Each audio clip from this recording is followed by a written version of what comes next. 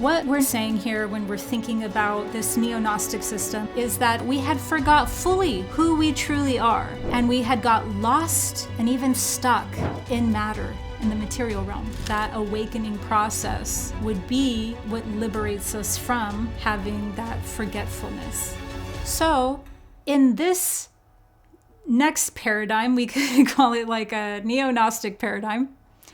In this paradigm, physics itself, space-time itself, has become inverted and almost kind of like locked in an overlay, so that what is organic and natural here inside our human experience and even our whole universe is now mixed. It's enmeshed with syntheticness. What does this mean? Well, this means something super Gnostic. In this paradigm, what's really taking place here is that at an ontological level, that created a cosmological level, that there's been synthetic, meaning fake, things that are making it look natural, and those are overlays. So there's overlays, structures, on top of, organic features like the earth or humanity, bodies, the sky, the astral, the etheric. All these organic things in this cosmology are enmeshed on purpose, intentionally, with synthetic overlays that are actually meant to loop us inside not necessarily a reincarnation cycle, the way that a person would probably naturally evolve here, but instead through like a closed loop system. And we see this time and time again. This used to be a very fringe concept that was meant for some cult-like spiritual system, shall I say. And now it's gotten to the point where pockets of different groups that they're not even aware that other people believe this. They're coming to these conclusions through literally physics, literally teams of remote viewers. Blind. They're doing it blind as remote viewing. So all of these different sources, I'm now counting the same core features of this story. They don't even know when they're saying it that I'm like, yeah, I've heard that. Yeah, I know that. I know that story so well. Because they're describing it, and they're describing it from literally their own examinations of reality. So they don't even know that other people have like laid out this landscape. I would say 1, 2, 3, 4, like 6 different sources right now, coming from different directions, coming from different angles, are all like strongly building up this storyline. So this has a very strong traction behind it, not just from fringe spiritual circles anymore, or not even just from neo-Gnosticism. This is like a truth about reality that keeps resurfacing in each age. It keeps resurfacing, it keeps resurfacing. It keeps coming into strong opposition. Because if it's true, why wouldn't it? Why wouldn't it come up against the strongest opposition? It's technically inside a giant casino, and the house always wins. So of course you're going to see this cosmology or ontology about an inverted physics, which leads to an inverted time-space. All of this would take place by some sort of beings, not very high beings, but advanced beings, advanced enough to have mastered at least the laws of physics, the laws of advanced reality manipulation. Definitely the laws of technology, or the things that are developing different levels of technology. The Neo-Gnostic Paradigm's ontology typically views humanity's resets as intentionally orchestrated by advanced negative beings who have created a synthetic overlay structure in the astral realm, hijacking the organic afterlife process. In this paradigm, the cycles of time, the way we reincarnate, and the way that civilizations are reset before they become advanced enough to put all all the puzzle pieces together and figure out what is really going on here have all been tampered with by fallen angels. But please keep in mind that none of the sources that represent this worldview believe that the human situation is hopeless. In fact, they all stand in agreement on one clear point, that humans are spiritually sovereign and only need to remember this truth to transcend any and all limitations. This Neo-Gnostic storyline is coming from all of these different angles. And why? Why? Is humanity that paranoid? Are we that sad? Can we not take a little contrast? Do we go tip over and cry at the very slight level of contrast? No, not at all. But that's what you'll hear people say. You'll hear people ridicule it in very, diminishing ways by making it sound that way. When in reality, actually, what I've seen is the people who can stare reality, stare the abyss, stare the light, stare the dark, stare the gray, all in the face, and face it all, the most, come actually from this group. I'm just going to lay that out there. That's just a fact. That's, from my own personal experience, become a fact where when it comes to the depth of being able to hold what's going on in this reality without cognitive dissonance, I see it the most coming from this group. Do with that what you will. So inverted physics, what would that mean? That can imply that something that was completely organic got hijacked in a certain way, or it got conquered. That can imply that the spiritual amnesia that we experience here on Earth isn't so organic after all, even though I see that as being highly beneficial for a person's development.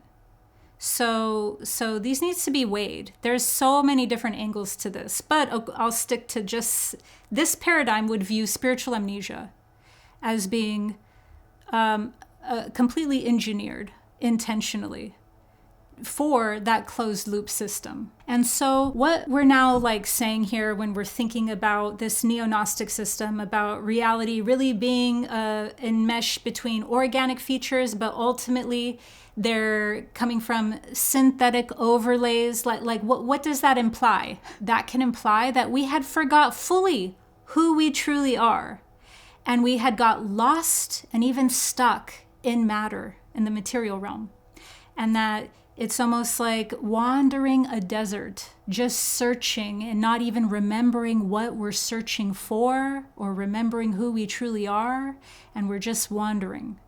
That's one thing we could look at it until we awaken and develop gnosis.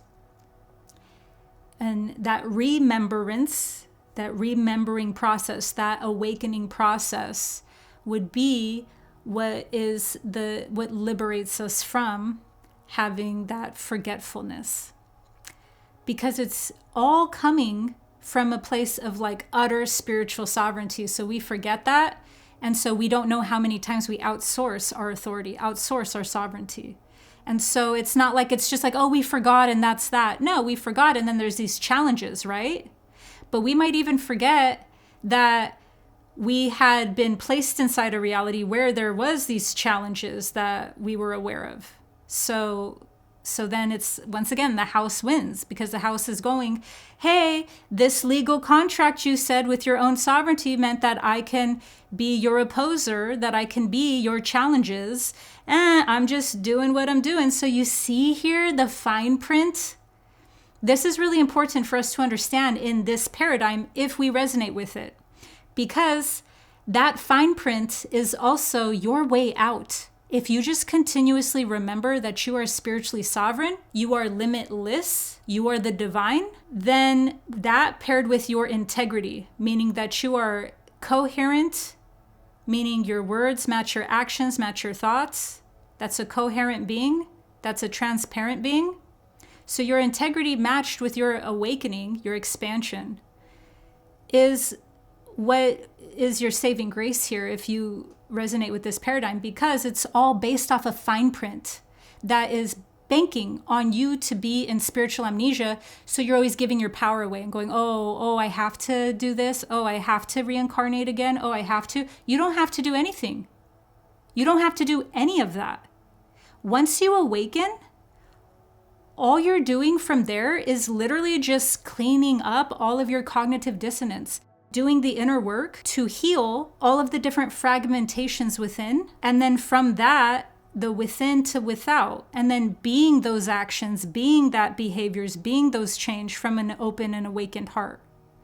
So in this paradigm of the Neo-Gnostic one, it's always based, this is a defining feature of it, on a person being stuck or even trapped inside some form of looping based off of a legality.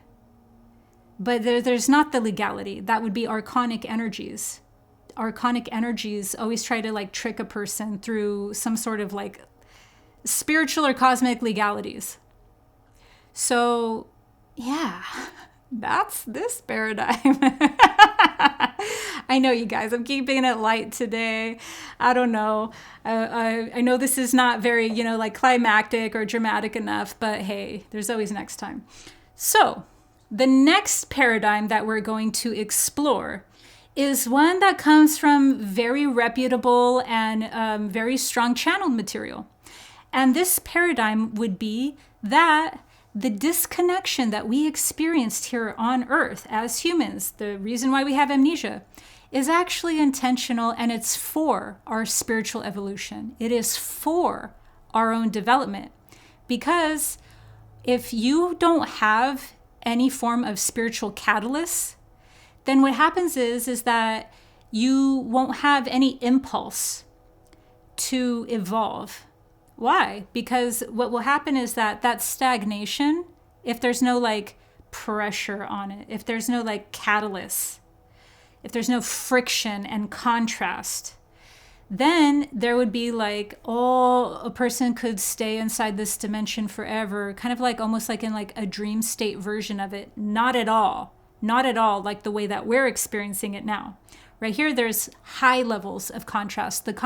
There's contrast so high that there's not contrast this high anywhere else. So that means the contrast between heaven and hell, pleasure and pain, happiness and horror, all of those, the contrast is the most in this realm, in this experience. But in a different version of Earth, before it became this structure, what happened was that humans had no impulse to connect with the divine because they never felt separate. There was no separation. There was kind of like this ability to manifest what you would want, have things easy, all of these different things that are coming from like an effortless place. And that specifically, that structure and logos was shifted. It was changed in order to now have separation. And we all know what separation creates. Separation creates fear. Remember that. There's going to be a quiz at the end. So with fear now being introduced into the human experience, now you have a lot of motivation to evolve. Now you have a lot of inspiration to figure out exactly what reality is, because it's not comfortable anymore. And so in that case, what you're seeing with that paradigm that I'm speaking about, for the ontological and cosmological reason why we're in this reality we're in, this like high levels of duality, would be from a Gnostic perspective to know the difference between good and evil from the tree of knowledge. But in a more updated or in a more modern way to say that, it would be that to experience the contrasts necessary in order to awaken your consciousness. So now you have that pinch on the connection. If you always felt connected to spirit, if you always felt connected to source, then there's no need for any form of like evolution. So therefore, there's no need for a story, because stories are how you explore space, and art is the consequence. And so if there's no art made because there's no necessary need for a story, and because there was no separation, then now you pinch that connection, you pinch that conduit between source and you. So now the pinching starts suffocating the line, it starts suffocating the conduit. So now there starts becoming fear, separation, disconnection. And now what you have is the high levels of contrast here to literally provoke us into higher states of consciousness. And that would be now going through different initiations, spiritual initiations, in order to now go into higher states of consciousness and then even graduate outside of this realm. So with this paradigm, reality here is viewed as the launching point, as an initiation stage, but also as a launching point into higher states of reality, into higher dimensions that are known as a graduation. So it's not escaping the escape room, it's not exiting the matrix, it's not evolving out of the earth sphere. It kind of is that last one, but it's more so framed as like a graduation. And the reason why I really love and resonate strongly with this term graduation is because, once again, the earth realm itself has specific repetitive themes going on. And so it would make sense that if you literally evolve, that you're just simply graduating out of the lessons and the curriculum here you've already learned. So I view this paradigm with very strong credence. And I view this paradigm with, it's very substantial to me. It has a lot of resonance. It has a lot of backbone behind it. It would be what I would consider a sound argument. Okay, so the fourth paradigm that we can perceive reality through would be that literally Earth is an escape room, and I'm not kidding when I say that. So let me set this up for you, how this paradigm is broken down. Let's say you're a spirit and you're hanging out inside other realms, and there's an escape room called Earth, and there's somebody at the door, and you go up to that spirit person and you go, "Hey, what's that?" And they go, "Oh, Earth? Oh, you don't want to go in there. That's an escape room." And now this spirit person, us, is enticed. And we're like, hold on. Don't tell me I can't go in there. I'm infinity. And so then they go like, "Okay, well, I'm just letting you know that only like a few people ever come out. Like, it's kind of an anomaly. It's kind of like a black hole, really. Like, the spiritual amnesia that you will get there is so serious that I'm warning you, you shouldn't even go inside that escape room. Because yes, you can get out because it's an escape room. You put all the pieces together again. You figure out the clues. You figure out the riddles. And yeah, you come out. But it's so hard that I don't recommend you enter this door." And then naturally, because a spirit is ridiculous and infinity, they'll go like, "Well, don't tell me what to do. I want to go through that door. And then tell me something great about it." And so then the person will say, "Okay, fine. I will tell you one thing that is, it's one, redeeming feature, the Earth experience. And that is the souls that do come back out, if they ever do, they are the most infinitely illuminate and the most infinitely wise and powerful beings within this multiverse, because they went through the hardest escape room ever, because you forget your sovereign once again." And so then naturally the spirit person being goes like, "Bet." So now we have these four different ways of looking at what this reality is. I am not saying that these are all the ways, okay? I'm going over the four that I feel like have a very strong backbone and have a very good argument and evidence to back them up. So whether you resonate with the Yuga Cycles, like most of us, whether you resonate with the Neo-Gnostic stuff, whether you resonate with, the fact that Earth itself was designed specifically to be a duality, a tree of good and evil for our graduation, or whether you believe this could be like the most ultimate escape room, or at least one of the most ultimate escape rooms in the entire multiverse.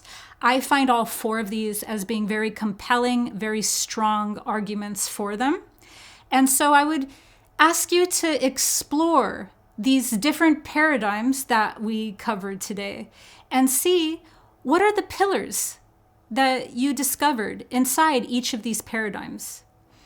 And within those pillars, which ones do you feel like absolutely not, you do not resonate with that, and now that creates a loophole for everything else a part of that system, which will help you, it will help gauge you into where you really are in resonance with, what you really do believe, what those things are that back that up. We don't always need materialistic evidence. I hardly need any, I really don't. But it is good to always be able to look at everything multidimensionally and holistically so that we're weighing things and we're being able to have our own calibration process. We need to calibrate things even if it's not done through physical measurement calibrations. I don't even mean that when I say the word. But however you think are strong ways that you calibrate information and spiritual knowledge, I recommend that you explore those, because this is all the different ways that this concept of a reset is going to be filtered through. So that when we say this term, it might mean one thing to one person, and it might mean a completely different to another person. And it's a matter of what prism, like looking through a crystal, that we are filtering reality through. I hope this has helped you bet. Make sure to subscribe to my channel for higher dimensional guidance through spiritual awakening. See you next time.